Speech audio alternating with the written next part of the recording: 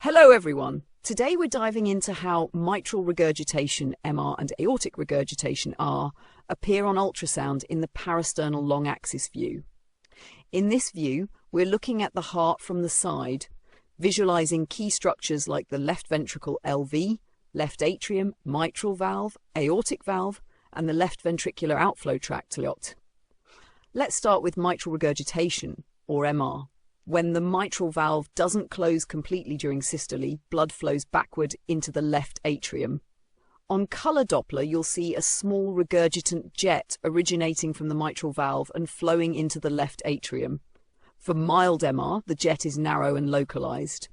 The size of the left atrium usually remains normal in these cases since the backward flow isn't significant. Now let's talk about aortic regurgitation, or AR. In this case, the aortic valve doesn't close tightly during diastole, allowing blood to flow backward from the aorta into the left ventricle.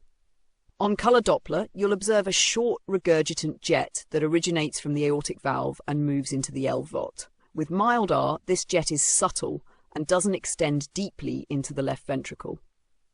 For both conditions, Doppler analysis helps confirm the diagnosis, and the heart's chambers usually appear normal in size when the regurgitation is mild. That's a quick look at how MR and AR appear on the parasternal long axis view.